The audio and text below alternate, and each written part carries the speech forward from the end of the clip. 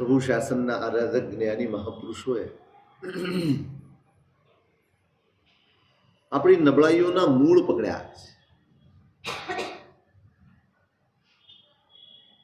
સમસ્યા દરેકને છે, સમસ્યાની સમજણ પણ દરેકને છે, માત્ર સમસ્યાનો ઉકેલ કોઈ પાસે. જેની પાસે સમસ્યાનો સાચો ઉકેલ મળે એનું નામ જ્ઞાની છે. જે સમસ્યા વધારી આપે એ ભણેલો હોઈ શકે, જ્ઞાની ન હોઈ શકે. જે સમસ્યા ઉકેલી આપે, રસ્તો શોધી આપે, એ કદાચ ભણેલો ન હોય પણ છતાંય જ્ઞાની કહેવાય.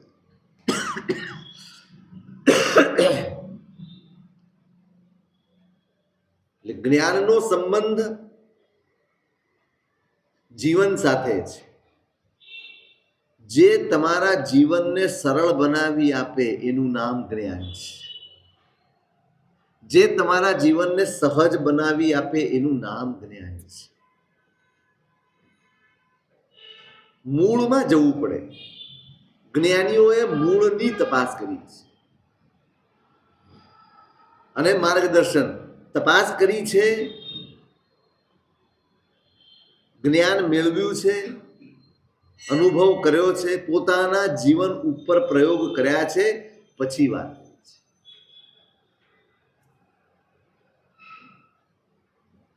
પરમાત્માએ 12.5 વર્ષ પોતાની જાત ઉપર પ્રયોગ કર્યા છે. શાસનની સ્થાપના એમને એમ નથી થતી. પહેલા પોતાની જાત ઉપર પ્રયોગ કરવા પડે છે. જે રસ્તો હું દેખાડવાનો છું એ રસ્તે મેં પગલા માંડેલા હોવા જોઈએ, તો જ હું માર્ગદર્શન કરી શકું. ઉપદેશ બધા કરી શકે, માર્ગદર્શન બધા ન કરી શકે.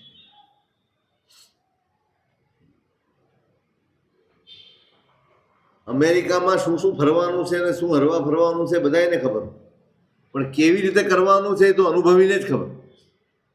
અનુભવ હોવો. જ્ઞાનીઓ એ અનુભવી છે. મૂળ સુધી ઉતરે, ક્યાં ખામી છે, સમસ્યા છે,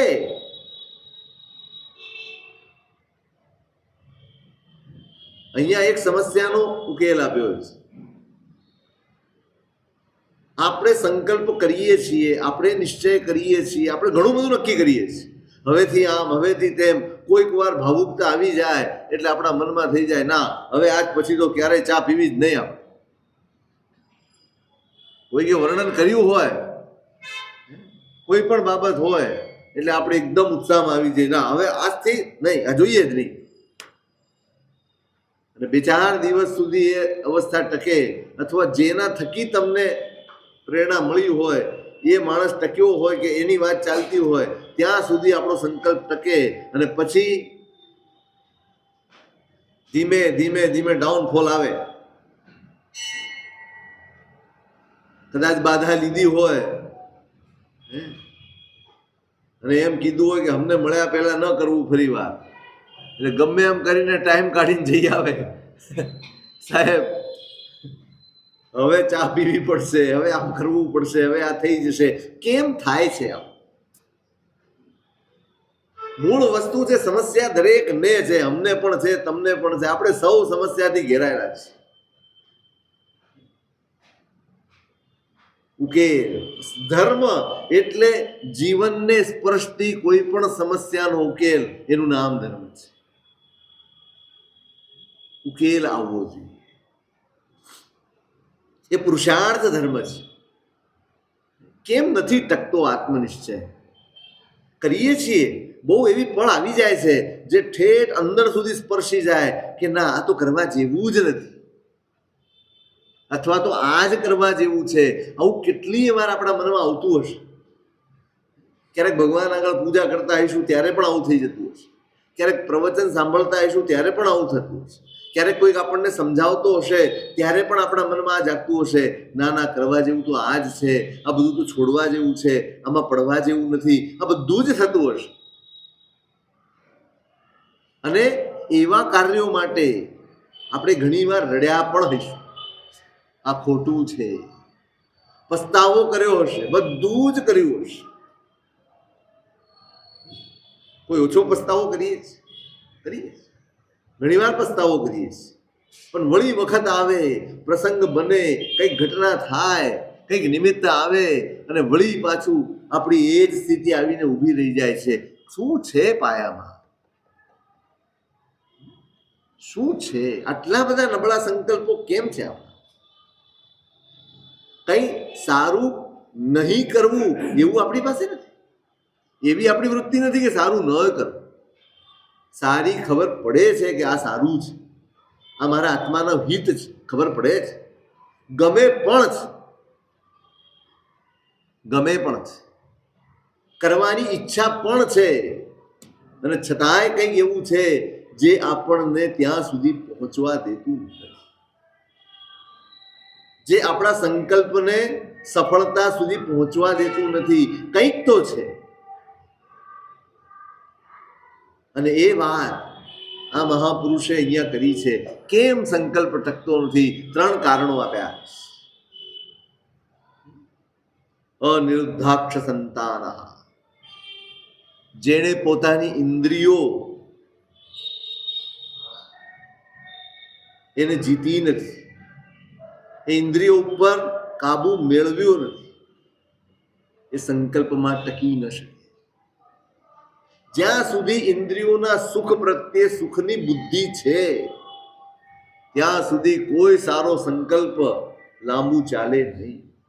કારણ કે સંકલ્પ હંમેશા જેનાથી મારા આત્માનું અહિત થઈ રહ્યું છે, જેનાથી મારું જીવન બગડી રહ્યું છે, જેનાથી મારું બરબાદ થઈ રહ્યું છે, એથી અટકવાનો સંકલ્પ હોય છે. પણ અટકી ક્યારે? આ હવે નહીં કરું, હવે ક્રોધ નહીં કરું, એવો સંકલ્પ કર્યા પછી એ લાંબુ ટકતો કેમ? કોઈ પણ સંકલ્પ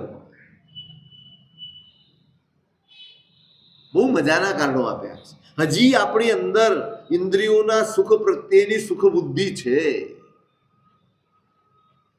સુખ બુદ્ધિ છે. મને ચા આવી જ જોઈએ, આટલી ખાંડ હોવી જોઈએ, આવો કલર હોવો જોઈએ, એકલા દૂધની હોવી જોઈએ. હોય છે ઘણાની ઘણી પસંદગી હોય છે. આટલો ધુમાડો નીકળો, ઘણાને ધુમાડાના પણ આગ્રહ હોય. કઈ આગ્રહ ઓછા થોડા હોય. મગજ છે આ ઠંડી થઈ ગઈ, હજી આપણને એમ લાગે કે આમાંથી ધુમાડો નીકળે તો એને એમ થાય ઠંડી થઈ ગઈ. હવે આટલી વસ્તુ, આ પરવશતા છે, આટલો આગ્રહ છે, હવે ગમે તેટલો સંકલ્પ કરે કે મારે ગુસ્સો ન કરવો, ટકે ખરો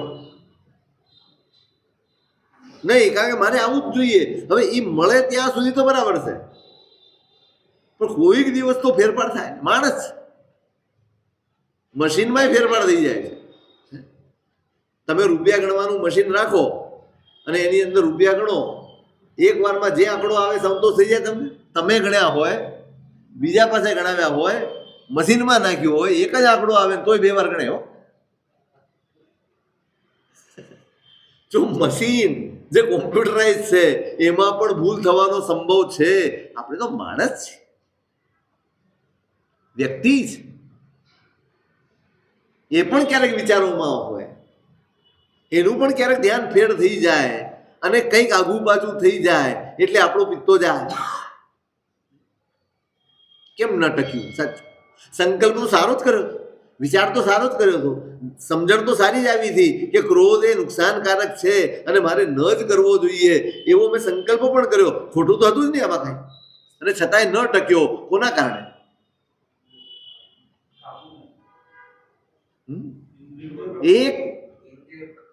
એક આગ્રહ કે મને આવવું જોઈએ. બસ આ એક ઇન્દ્રિય, સ્વાદની હોય, સાંભળવાનું હોય, કંઈક જોવાનું હોય ટીવીમાં. હવે તમારે એમ હોય કે મારે સમાચાર જોવા, બોલા કે મારે સિરિયલ જોવી. આપણું હવે તો 2 શું માથા દીઠ તમારા ઘરમાં દરેક વસ્તુ માથા દીઠ જ હોય, નહીતર તો માથાકૂટ હોય.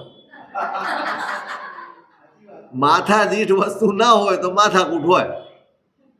એટલે હવે સમજી લીધું, થોડો ખર્ચો તો ખર્ચો, પણ મૂકો. આની રૂમમાં જુદો, આની જેને જે જો એ રૂમમાં 2 જણા હોય ને પાછા, એમાંય એ પછી 1 જણો મોબાઈલ હલાવે. આટલી બધી તકલીફ તમને ભેગા બેસવા જેટલી સગવડ નથી રહી. કોના કારણે? ભેગા બેસીને તમે એક વસ્તુ જોઈ શકો, ભેગા બેસીને જમી નથી શકતા. કારણ આને ઓલું શાક ભાવે ને આને ઓલું શાક ભાવે, થાળી શાકથી ભરાઈ જાય. આ પરવશતાઓએ આપણને કેવા બનાવી દીધા છે. ભલે તમારી પાસે સગવડ છે, પુણ્ય છે, એટલે તમે બધું મેનેજ કરી શકો છો. એ જ કહું છું, આ બધું તમે મેનેજ કરી શકો છો, તમે લાવી શકો છો. દરેક રૂમમાં ટીવી તમે લાવી દીધા, કે દરેક વ્યક્તિને તમે સગવડ પૂરી પાડી દીધી. એનાથી નુકસાન શું થયું ને એનો અંદાજ જ નથી આવતો. એ ખ્યાલમાં જ નથી આવતું કે આપણે ધીમે ધીમે ધીમે દૂર થતા જઈએ. ભેગા જ્યારે એક જ ટીવીની સંભાવના હોય, તમારી પાસે સગવડ જ ન હોય, તમે પ્રોવાઈડ જ ન કરી શકતા હો, અને એક જ ટીવીની સગવડ હોય ને તો કોઈકને કોઈકે મન મનાવી લેવું પડે અને બેસવું પડે કે ન પડે? ચલો ભાઈ, દાદા આવ્યા છે તો દાદાનું મન છે તો એ જો મન મનાવો. પણ મન મનાવીને પણ ભેગા બેસતા થા. એટલું ભેગા બેસવાનું આ તમારી સુવિધાએ, તમારા પુણ્યે તમને છોડાવી. કેટલું નુકસાન! ધીમે ધીમે અંદર વધતું જ જાય, અંતર વધતું જ જાય. આ આગ્રહો, આ આસક્તિઓ, આ પરવશતા સંકલ્પ ટકવા દેતી નથી. અમારે ઘરમાં મૈત્રીપૂર્વક રહેવું છે, નથી રહી શકતું. વાંધો પડે. કોના કારણે વાંધો પડે? સાચું કહો. જેને તમે, અરે બહારનું તો છોડી દો, ભૂલી જ જાઓ. પડોશીને ભૂલી જાઓ, બીજાને ભૂલી જાઓ. જેને તમે પોતાના ગણીને રાખ્યા છે, જેની સાથે પોતાના ગણીને રહો છો, એમાં પણ તમને વાંધો પડે છે. કારણ શું? આ જ પરવશતાઓને, ખાવા પીવા, પહેરવા, ઓઢવા, વિચારવાની પરવશતા કે એના આગ્રહો, એના લીધે જ નહીં. કોઈ જતું નથી કરી શકતું માટે ઝઘડો થાય છે. કોઈ જતું નથી કરી શકતું માટે મનદુખ થાય છે. જતું કરવું ને એ આઈમ્બિલ કરતા મોટું તપ છે. જતું કરવું એ ઉપવાસ કરતા મોટું તપ છે. પણ એ નથી કરી શકતું. બધું જ થઈ જાય પણ નહીં, આવું તો જોઈએ જ, આ તો જોઈએ જ.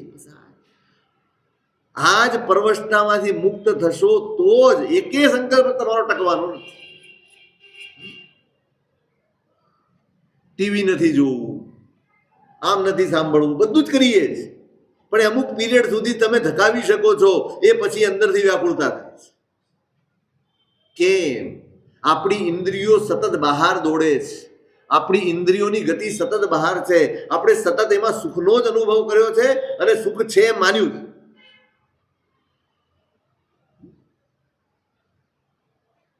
નાનું બાળક છે, માંદું છે,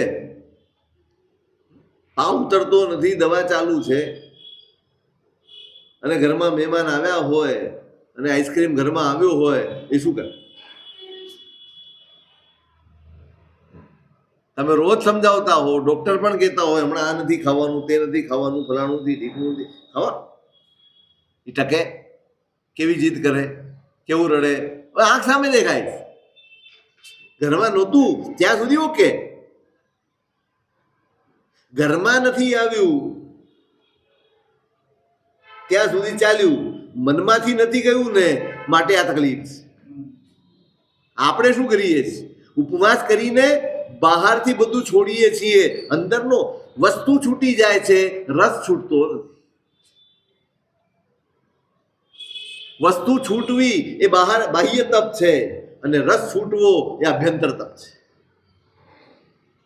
આપણો ભાર, આપણો આગ્રહ બાહ્ય તપનો છે એટલો અભ્યંતર તપનો પદાર્થ છૂટી જાય છે, પણ એના પ્રત્યેનો લગાવ, એના પ્રત્યેની આસક્તિ, એના પ્રત્યેનું મમત્વ, એમાં આપણો રસ એ છૂટતો. ધર્મ અંદરના રસને, આસક્તિને, મમત્વને, મારાપણાને છોડવાની સાધન. તપ શું છે? આજ ઇન્દ્રિયોની જે પરવશતા છે, તપ માત્ર, ફરી વાર કહું છું, તપ એ માત્ર આહારનો સંયમ નથી. આપણે એને સીમિત કરી નાખ્યું. ખાવું નથી,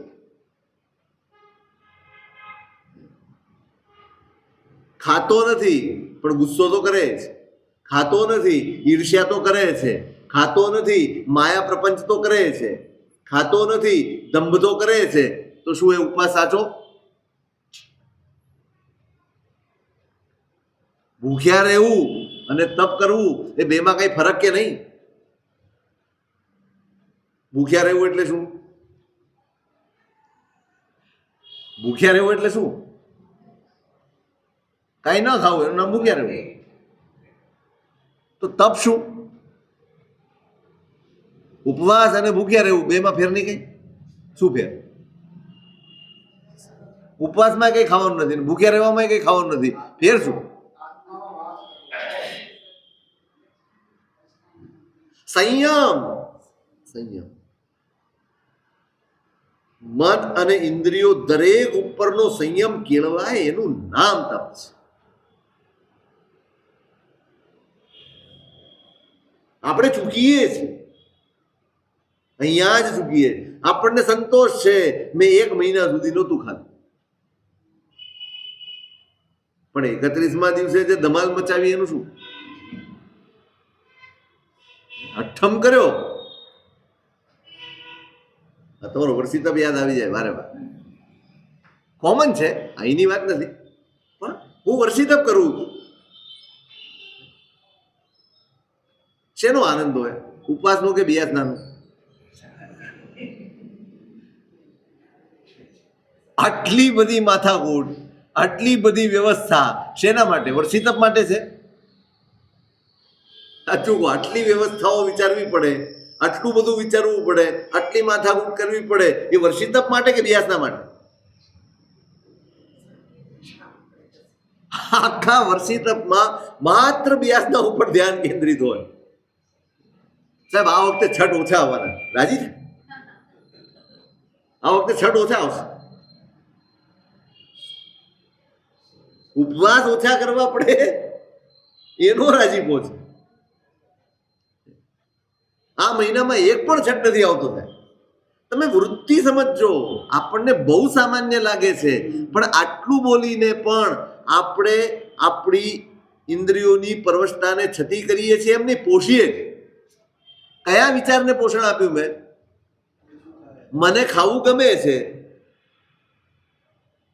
ઉપવાસથી બચી શકાય એમ હોય તો એવી મારી વૃત્તિ છે, અને એ વૃત્તિને મેં પોષણ આપ્યું.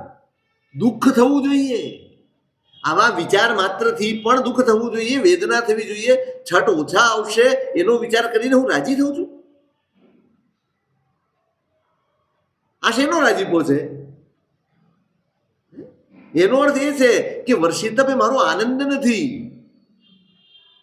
માત્ર મારી એક ઈચ્છા છે કે મારે વર્ષી તપ કરવો છે, મારે કહી દેવું છે કે મેં વર્ષી તપ કર્યો છે. આ ભાવના નથી, આ શ્રદ્ધા નથી, આ તપનો આનંદ નથી. નહીં, કોઈ પણ તપ હોય, કોઈ પણ તપ, મારી વૃત્તિ કઈ છે, શેમાંથી બચવાની છે? હાશ વ્યાસનામાં ક્રિયા નથી કરવાની. થયું? કઈ વૃત્તિ છે? આ કયા પરિણામ છે? ના વિચારજો, મંથન કરજો. આખું વર્ષી તપ થઈ જશે અને તપ નહીં હોય. ઉજવાશે, બધું જ ઉજવાશે. તમારા માટે તો તપ જ આનંદ હોવો, એ આનંદ બનવો જોઈએ. કેમ નથી બનતો? અને એમાં કોઈ છૂટ આપે છે, અત્યારે ઘણા છૂટ આપે. ચોમાસી આવે તો કે છઠ નહીં કરો તો ચાલશે. હાશ, ચોમાસીનો છઠ આવે ને સાહેબ એટલે વળી પાછો પખવાડિયામાં એક ઓર છઠ આવે છે. એટલે પૂછવા આવે સાહેબ આ છઠ નહીં કરીએ તો નહીં ચાલે? આશ્ચર્ય થાય. નાના બાળકો હોય તો સમજાય, બાળ જીવો હોય તો સમજાય. એનો અર્થ એ છે કે તમે સમજીને વર્ષી તપ કરતા જ નથી. ક્યાં બચી શકાય? જેમ તમે ટેક્સમાં કરો એમ આ લોકો આમાં ટેક્સ ચૂકવવાનો છે તો આમાંથી ક્યાં બચી શકાય શોધો કે નહીં? એમ અહીંયા ઉપવાસ કરવાના છે તો ક્યાં બચી શકાય, ક્યાં ઓછું કરી શકાય? એના જ વિચારમાં કેમ ઉલ્લાસ ન હોય? કેમ એનો આનંદ ન હોય? એક છઠ વધુ આવે તો ચાલો એટલો સંયમ વધશે મારો, એવો આનંદ કેમ ના હોય?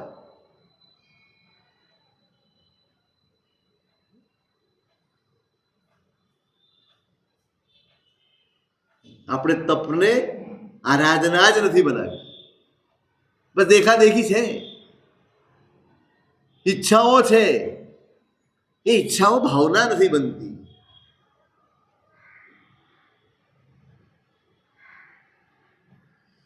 કરજો આ રીતે કરજો, બચાવ નહીં શોધતા. ચોમાસી છે તો ચાલશે, ને ફલાણું છે તો ચાલશે, ને ઢીકણું છે તો ચાલશે, બે બેસણા નાખીએ તો ચાલશે. કેમ? બે ઉપવાસ નાખો ને, કેમ નો ચાલે? બે ઉપવાસ નાખો તો બે બરાબર થઈ જાય. નહીં,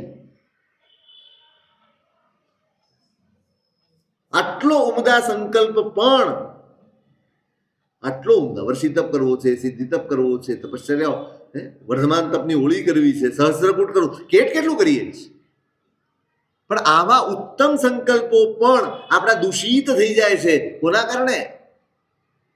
અનિરુદ્ધાક્ષ સંતાન. આપણી ઇન્દ્રિયો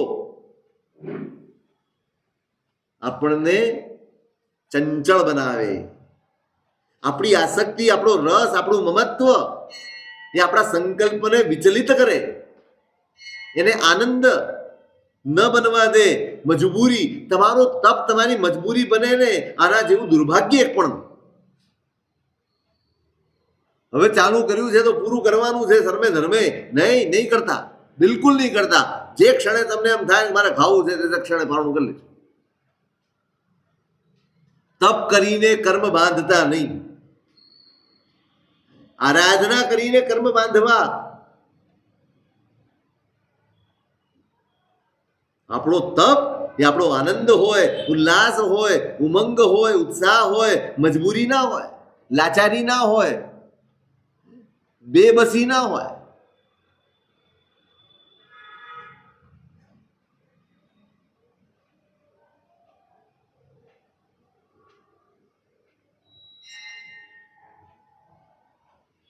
અનિરુદ્ધાક્ષ સંતાન.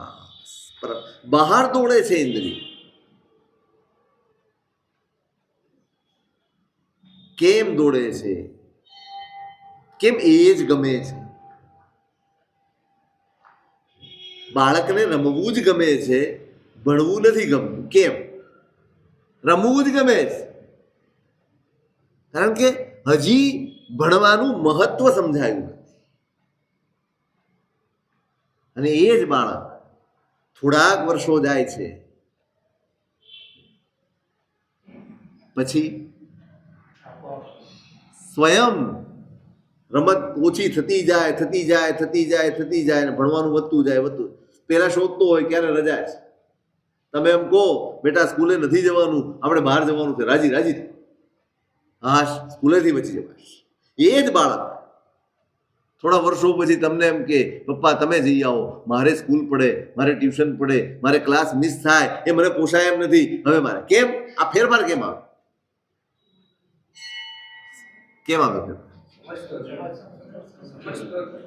સમજતો થયો, ભણવાનું મહત્વ સમજાય. હવે ભણવું ગમે જ. પેલા ટોકવા પડતા હતા, ઠપકારવા પડતા હતા, પરાણે ખેંચીને બેસાડવા પડતા હતા. હવે તમારે ઉઠાડવા પડે. ઉઠ, હવે બહુ થયું, હવે અડધી રાત થઈ ગઈ, ક્યાં સુધી વાંચશો? નહીં, હવે ગમે જ. જોજો, અનુરાગની દિશા બદલાઈ એટલે દશા બદલાઈ. પહેલા અનુરાગ હતો રમત ગમતમાં, હવે અનુરાગ જાગ્યો છે ભણતરમાં. બસ રમત ગમત છૂટી ગઈ છે. હવે મેચ ચાલતી હશે ને તો પણ એ નહીં જુએ, જો ખરેખર સિરિયસ હશે. બસ આટલું જ નહીં કરવાનું છે. કેમ ઇન્દ્રિયો બહાર ભાગે છે? કેમ હજી મારો રસ એના તરફ છે? કેમ હજી એ ગમા અણગમા એની ઉપર જ છે? કેમ આત્મા પ્રત્યેનો અનુરાગ નથી જાગ્યો? ને આત્માનો અનુરાગ જાગશે, ધર્મનો અનુરાગ જાગશે, અધર્મ આપોઆપ છૂટી જશે. અનુરાગ જગાડવાનો જ બાકી રહી ગયો. આટલા વર્ષોથી ભગવાન પાસે આવીએ છીએ, દેરાસર આવીએ છીએ, પૂજા કરીએ છીએ, સાચું કહો અનુરાગ વધ્યો છે? પરમાત્મા પ્રત્યેનો અનુરાગ વધ્યો છે? આટલા વર્ષોથી સામાયિક કરીએ છીએ, સમતા પ્રત્યેનો અનુરાગ વધ્યો છે? આટલા વર્ષોથી તપ કરીએ છીએ, ત્યાગનો અનુરાગ વધ્યો છે? સીધો હિસાબ છે, ધર્મનો અનુરાગ વધશે તો જ અધર્મ છૂટશે. આત્માનો અનુરાગ વધશે તો ઇન્દ્રિયોનો રાગ છૂટશે. ટ્રાન્સફર કરવાનું છે, અનુરાગ તો છે જ, પણ ખોટી જગ્યાએ બેઠો છે, ખોટા પદાર્થો પ્રત્યે, ખોટી પરિસ્થિતિઓ પ્રત્યે ત્યાં અનુરાગ છે.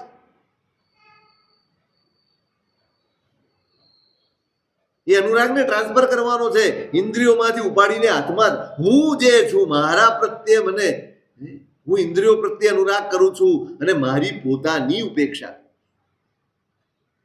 મારું પોતાનું નુકસાન કરીને પણ હું ઇન્દ્રિયોને પોષું. એવું કોઈ કરે? ઘર બાળીને તીરથ કરે કોઈ?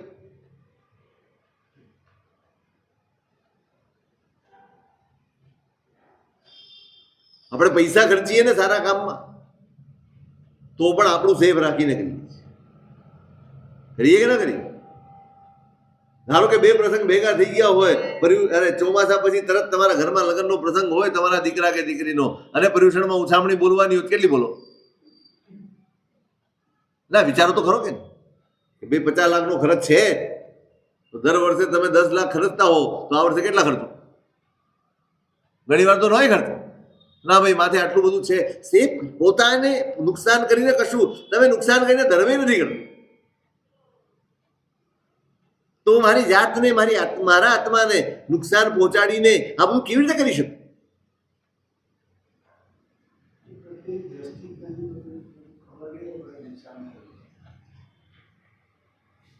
અનુરાગ વધવો જોઈએ. આત્મા ધર્મ એનું નામ. જેમ જેમ ધર્મ થતો જાય, જેમ જેમ જ્ઞાન વધતું જાય, જેમ જેમ સમજણ વધતી જાય, એમ અનુરાગની જગ્યા બદલાતી જાય.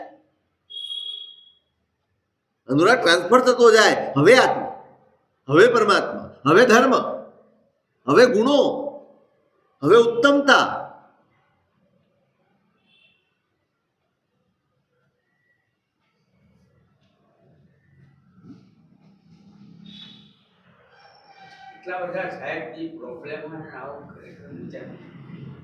પ્રોબ્લેમ એક વાત સમજો, સંસારમાં પ્રોબ્લેમ છે ને બહાર છે જ નહીં. મોટા ભાગના પ્રોબ્લેમ, 10% પ્રોબ્લેમ છે. સંસાર કઈ એવું અંદર વધારે છે. તમે એક વાર વિચારો કે આ જોઈએ છે એટલે થયું, પ્રોબ્લેમ જ ઉભા થાય. શું છે? જતું કરો કે હાથમાં નથી આવવાનું. સંસારના પ્રોબ્લેમ ઉકેલાયા હોત ને, ઉકેલી શકાય એમ હોત ને, તો ભગવાન નીકળ્યા ન હોત. એટલું યાદ રાખજો. એમનું પુણ્ય આખા સંસારમાં અનુત્તર વિમાનના દેવ છે ને, એનું પુણ્ય સૌથી વધારે ગણાય ભૌતિકતામાં, ભગવાન કરતા નહીં બધા. સંસારમાં સર્વશ્રેષ્ઠ પુણ્ય લઈને જન્મેલો આત્મા પણ સંસારને છોડવાની વાત ક્યારે કરતો હશે? ક્યારે કરતો હશે? સંસારનો ઉકેલ છે જ નહીં. એક જ ઉકેલ છે, તમે છોડો. બાકી એમ કહો કે આ ઉકલી જાય તે ઉકલી જાય, તમે માનતા હો કે પુણ્યથી ઉકલી જશે. પુણ્યથી સમસ્યાઓ વધી છે, ઓછી નથી. પાપનો ઉદય હોય ને તો કદાચ તમારા લગ્ન ન થાય, કદાચ તમને ખાવાનું ઓછું વધતું મળે, કદાચ તમારી દુકાન ઓછી વધતી ચાલે. પણ આ બધું થયા પછી કેટલી સમસ્યાઓ છે? ચાલો, તમારા પુણ્ય છે, લગ્ન થઈ ગયા, તમારું પુણ્ય છે, તમને ખાવાનું મળે છે, તમારી દુકાન ચાલે છે, સમસ્યા ઉકલી ગઈ. બધું તમે આ પકડવા જાઓ તો એની સાથે જોડાયેલી જ છે. તમે એક કન્યા કે એક છોકરો, લગ્ન કેટલા વચ્ચે થાય? હે, છોકરી એકને જ પરણ્યો હોય, છોકરા એક છોકરીને પરણ્યો હોય, પણ કેટલા લંગર આવે આખી પાછળ? કેટલી લંગર આવે? મને કહો કેટલા આવે? અચ્છા, તમારે માત્ર વહુને સાચવવાની કે વહુ કરતા વેવાઈઓને વધારે સાચવવાના? તો તમે તો એકને લાવ્યા હતા, એની પાછળ આખું લશ્કર આવ્યું. દરેક પ્રસંગે એ ભાઈ આને ફોન કરજે, એ ભાઈ આને ફોન કરજે, નહીતર વહુનું ટેચકો ચડી જશે, આનું આમ થઈ જશે, તેનું કેટલી ચિંતા કરી. સંસારનો કોઈ ઉકેલ નથી,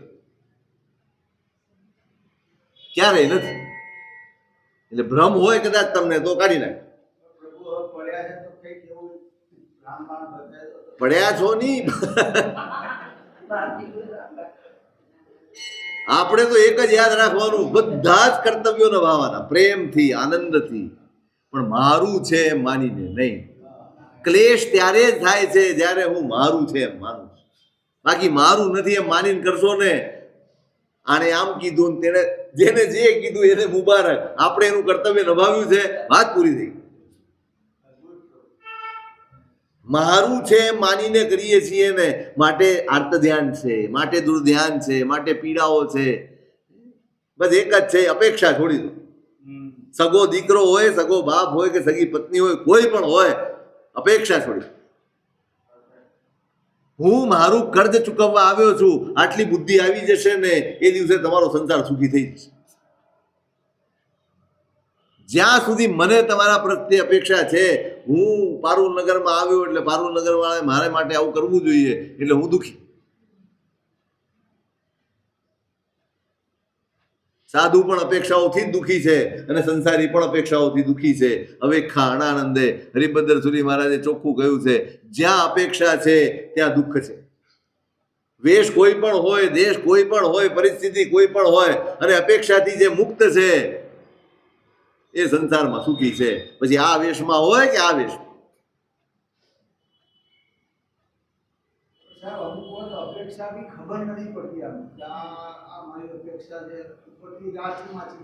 એટલે એક ગુરુ રાખવા નહીં જરૂરી છે. દરેક વખતે તમે ક્યાં ભૂલ કરો છો, તમે એટલા જ્યાં નિખાલસ થઈ શકો કે તમે તમારા જીવનને ખુલ્લી ચોપડી જેવું કરી શકો, એ તમારા ગુરુ માર્ગદર્શન કરશે.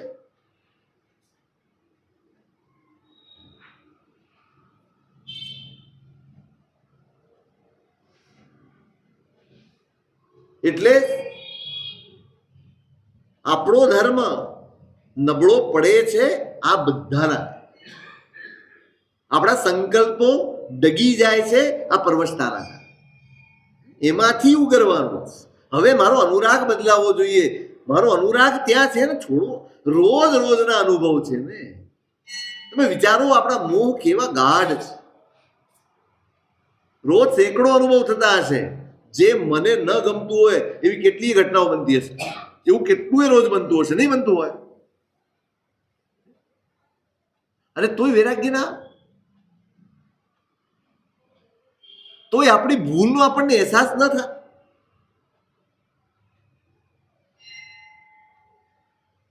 સંસારમાં પડતી તકલીફો જો તમને એવો અહેસાસ કરાવે ને કે આ મારી જ ભૂલનું પરિણામ છે, તો સમજવું તમે જ્ઞાનની દશામાં છો, તમે સમજણની દશામાં છો, તમે સમજણના ઘરમાં છો.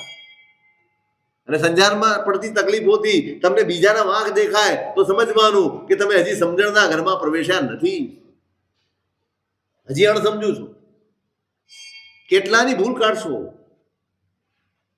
મૂળ કારણ તો તમે જ છો, તમે પોતે જ છો. સંસાર એ આપણી ભૂલ છે, બીજું કાંઈ જ નથી. ધર્મ એ ભૂલ સુધારવાનો પ્રયત્ન છે. આપણે હજી સંસાર સુધારવાની મહેનત કરી, હજી ત્યાં બદલવાની મહેનત કરી. વૈરાગ્ય રોજ વધવો જોઈએ, રોજ જાગવો જોઈએ. આજ તો ભગવાને કહ્યું છે, આજ કહ્યું છે ભગવાન. અસાર છે, એક જ શબ્દ કયો છે, અસાર. તમે સાર શોધો છો, આમાં સારું છે, આ સારું છે, આ મારું છે, આ આવું છે. આ શોધવું એ જ અજ્ઞાન છે, એ જ મિથ્યાત્વ. અને માટે મારો અનુરાગ નથી બદલાતો. હજી આત્મા પ્રત્યે અનુરાગ કેમ નથી જતો? જે સારભૂત છે, જેને પકડવાનો છે, એ તરફ નજર નથી. અને જે અસાર છે એમાં સાર શોધવાનો પ્રયત્ન થાય છે. આજ તો અજ્ઞાન છે, આજ તો મૂઢતા છે, આજ તો આપણા દુઃખનું કારણ છે. એ તો વિચાર કરીને જ કામ કરવું પડે ને. હવે આમાં સારું છે ખરાબ એની ક્યાં ના છે, પણ આ મારું છે ને આ જ સારું છે, આ કરવું પડે છે. તો સંસાર ચલાવવો પડે. માણસ સમજણના ઘરમાં હોય ને એ ધીમે ધીમે ધીમે ધીમે નિવૃત્ત થતો જાય.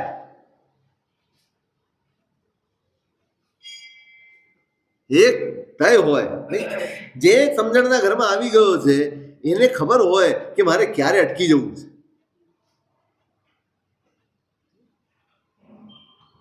ક્યારે અટકશું,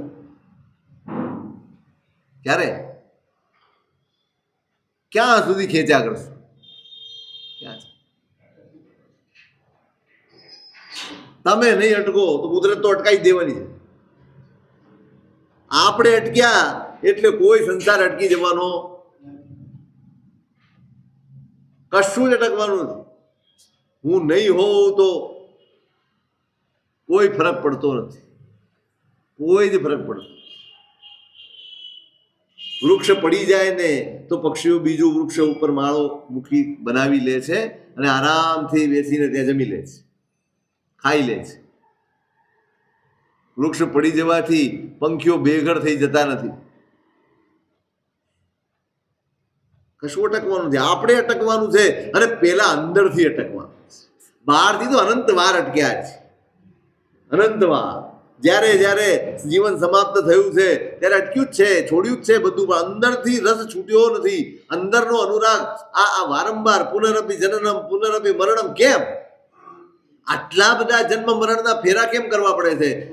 અનુરાગ, સંસાર પ્રત્યેનો જ્યાં સુધી અનુરાગ છે ત્યાં સુધી જન્મ મરણની પરંપરાનો અંત ક્યારેય નહીં. અનુરાગ છોડવો પડે. જ્યાં આત્માનો અનુરાગ જાગ્યો એ આ પરંપરા છૂટી. ધર્મ પ્રત્યે રાગ જાગશે, અનુરાગ જાગશે, અધર્મથી છૂટી જશે. ઇન્દ્રિયો બહાર દોડે છે કેમ કે અનુરાગ મારો પદાર્થો સાથે જોડાય, આત્મા સાથે નહીં. હજી પદાર્થોનો રાગ છે, હજી પદાર્થો ગમે છે, હજી આવું તેવું ફલાણું ઢીકણું. અરે જમવું છે ત્યાં સુધી તપશ્ચર્યા કરનારો એ સ્થિતિએ પહોંચી જાય. જમવાનું છે, થાળીમાં જમવાનું છે, જમી લીધું, પતી ગયું. આ જમવું છે એ આ નીકળી જાય ને એ તપનું ફળ છે. ભોજન શોકની બદલે જરૂરિયાત બની જાય એનું નામ તપ છે. જીવનમાં પણ કર્તવ્ય નિભાવવાના છે અને એના માટે થઈને કદાચ ધંધો બી કરવો પડે, બિઝનેસ કરવો પડે, જોબ કરવી પડે, બધું જ કરે, પણ એમાં ડૂબીને નહીં, એમાં રાચીને નહીં. એના માટે કશાયો ન કરે, ક્લેશ ન કરે, સંક્લેશ ન કરે. એ જુએ આપણું પુણ્ય આટલું છે, ભગવાને બધું જ આપ્યું છે. ઓકે, હરિભાઈમાં ન ઉતરે, દેખાદેખી ના કરે. પીડા દુઃખ ક્યાંથી ઉભા થાય?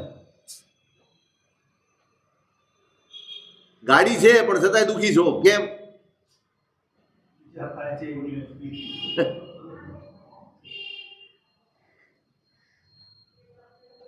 કમ્પેરિઝન કરવામાં દુઃખી છીએ, ઈચ્છાઓ દુઃખી કર્યા. અનુરાગ બદલવાનો. ઇન્દ્રિયો પ્રત્યેનો અનુરાગ છૂટી જશે. આત્માનો રાગ, જેને આત્માનો રાગ, તમે શાલીભદ્ર છે, હવે એના સુખનું તો કઈ વર્ણન કરવું પડે એવું નથી. રોજ માંગો જ છો એટલે સમજાતું તો હશે ને કેવું સુખ છે. આટલું ભૌતિક સુખ છે. પાંચેય ઇન્દ્રિયોનું એવું એક પણ સુખ નથી જે એની પાસે ન, અને ઓછું ભોગવી ન શકાય ને એટલું બધું સુખ છે.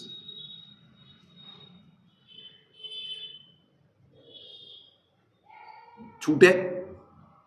તમે કલ્પી શકો તો છૂટે? આમાંનો એકાદો ટકો આપણી પાસે હોય તો છૂટે? આ જે છે ને સાવ ફાલતુ, હા ઘણી વાર ક્યારેય ન પીતો હોય ને એને એ ઘૂંટણામાં પછી સ્વર્ગ બધું દેખાય. આટલી દોમ દોમ સાહેબ, આટલું બધું, ક્યાંય કોઈ આંગળી ચીંધનાર પણ નહીં. એને કાંઈ જ નથી કરવાનું. સૂર્યોદય કઈ બાજુ થાય છે ને કાંઈ જોવાનું, સંસાર કેવી રીતે ચાલે છે ને કાંઈ ખબર નથી.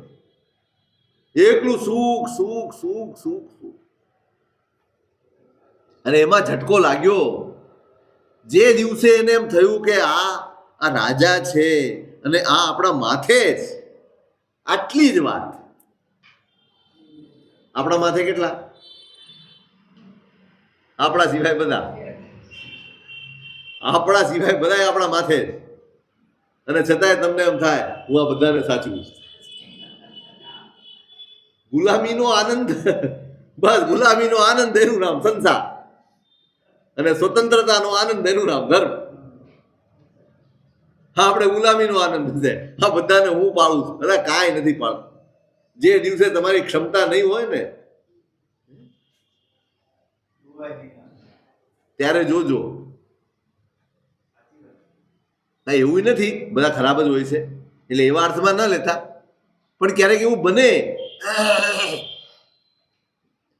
અને એમાં ઝટકો લાગ્યો કે હું આનું માલિક કોઈ બીજો પણ છે, મારી ઉપર કોઈ છે જે આવતીકાલે ઈચ્છે તો મને બેદખલ કરી શકે, મારી ઉપર કંઈક એક્શન લઈ શકે અથવા કંઈક પણ થઈ શકે. નહીં નહીં નહીં, તો પછી આને સુખ ન કહેવાય. જો સ્વાંગ મારી માલિકી ન હોય એ સુખ મારું નહીં.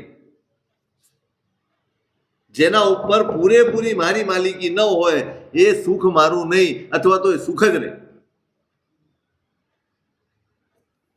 આપણી પાસે છે શું છે? સ્વાંગ આપણું, પૂરેપૂરી માલિકી.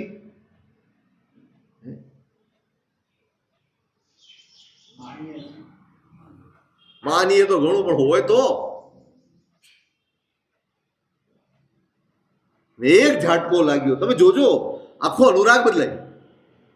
એમાં જ જીવ્યો છે અને લાગી ગયો કે નહીં હવે જે આપણું નથી ને, કોઈને ખબર ન હોય અને તમે લાવીને એને જરિયમના જામા પહેરાવી દીધા હોય અને એ માની લે કે આ મને ભેટ મળી છે, તો ખુશ થાય કે ન થાય? એને ખબર નથી કે તમે ભાડેથી લાવ્યા છો, પણ એકદમ સરસ જરિયમના જામા લાવ્યા છો, પહેરાવ્યા છે, અને એને એમ થયું મને ભેટ આપે, ખૂબ ખુશ થાય.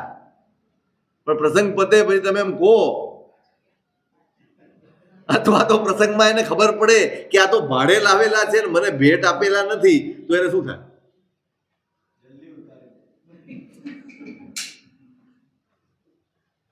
એમાં કોઈ અચ્છા ભાડે ન લાવ્યો, તમારું પહેરાવ્યું હોય ને, તમારા કપડાં પહેરાવ્યા હોય ને, અથવા તમારા દાગીના તમે આપ્યા હોય કોઈને, એને ખબર ન હોય અને પછી એને ખબર પડે, તમે કોકને કહો કે આ જે પહેર્યા છે ને આપણા છે. એક વાર કહો તમે, એક વાર કે આ મારા છે, આને જે પહેર્યું છે એ રાખે ગળામાં? કેટલી વાર રાખે? કાઢીને ફેંકે તમારી ઉપર, ઉપાડ તારા દાગીના નથી જોઈતા મારે, બાળો રહીશ પણ પહેરીશ નહીં તારું એક કે. આ કર્મ સત્તા રોજ તમને અનુભવ કરાવે છે કે આ તમારું કાંઈ નથી, આ બધું મારું આપેલું છે. હું ઈચ્છું ત્યારે ખસેડી શકું એમ છું, ઈચ્છું ત્યારે આપું ને ઈચ્છું ત્યારે લઈ લઉં, અને છતાંય આપણને ઉતારીને ફેંકી દેવાનું મન નથી થતું. આને અજ્ઞાન ન કહેવાય તો શું કહેવાય? શું કહેવાય? રોજ અનુભવ છે. આ મારું શરીર, એને આળ પંપાળ કરું, અચાનક ડાયાબિટીસ થઈ જાય, અચાનક બ્લડ પ્રેશર થઈ જાય, હવે આ નહીં ખવાય ને તે નહીં. આ કોકનું આપેલું કરે. ક્યાં મૂંઝાણા છીએ? ક્યાં કોકના આપેલામાં મૂંઝાણા? બોલો કે છે રોજ, તોય અસર નથી. પેલો એક વારમાં ઘા કરે, ઉપાડ તારા દાગીના નથી જોઈતા મારે. અને આપણે રોજ દરેક ભવ એનો અનુભવ છે કે આપણું નથી. કોઈ છોડાવી દે છે આપણને, કોઈ ઉપાડી જાય છે આપણને, કોઈ છીનવી લે છે આપણી પાસેથી, અને ખબર છે આ કર્મ સત્તા છે, અને છતાં એને છોડીને આપણું પોતાનું જે હોય એ મેળવવા માટેનો પુરુષાર્થ નથી જાગતો. આ કરુણતા નથી તો શું? આ આત્માની ફજેતી નથી તો શું? આ તો ફજેતી છે. જે 3 લોકનો સ્વામી થઈ શકે એ આ એઠવાડ શું છે? સકળ જગત તે એઠવત આપતવા સ્વપ્ન સમાન, તે કહીએ જ્ઞાની દશા, બાકી વાચા જ્ઞાન. આખું જગત એઠવાડ છે, એની સ્પષ્ટ પ્રતીતિ છે, અને છતાંય આપણું મોઢું એઠવાડમાં જા કરે. કોની ફજેતી કરીએ છીએ? આપણા હાથે 3 લોકનો નાથ બેઠો છે અંદર. કોણ બેઠો?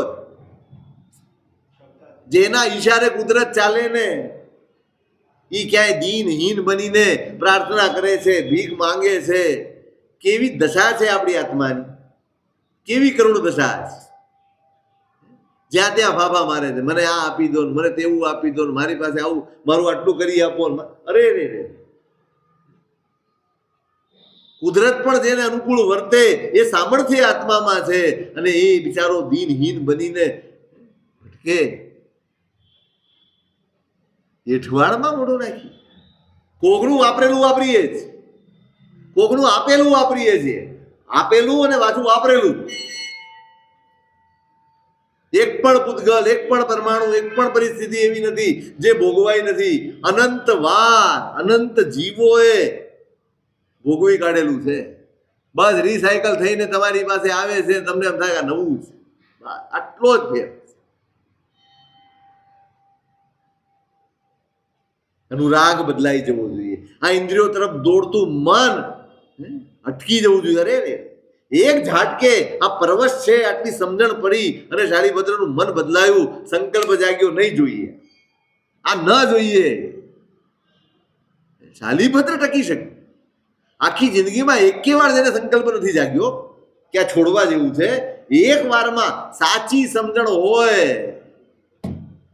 તો ક્યારેય એ ડગી જતી નથી. ક્યાં પહોંચી ગયા? બધું જ છૂટી ગયું, બધું જ. શરીરના મોહ સુદ્ધા છૂટી ગયા. પોતાનો પરિવાર ઓળખી ન શકે એ તો કાયાની સ્થિતિ કરી નાખી. પોતાનો પરિવાર ન ઓળખી શકે, કેટલો મોહ ઉતરી ગયો. સમજાઈ જાય ને પછી મોહ ટકે જ નહીં. મારી પાસે જે જ્ઞાન કે સમજણ છે એ સમ્યક છે કે નહીં એની નિશાની જ આ છે. મારો મોહ ઘટે તો મારું જ્ઞાન સમ્યક, મારો મોહ અકબંધો હોય કે વધતો હોય તો સમજવાનું કે હજી મારું જ્ઞાન સમ્યક નથી.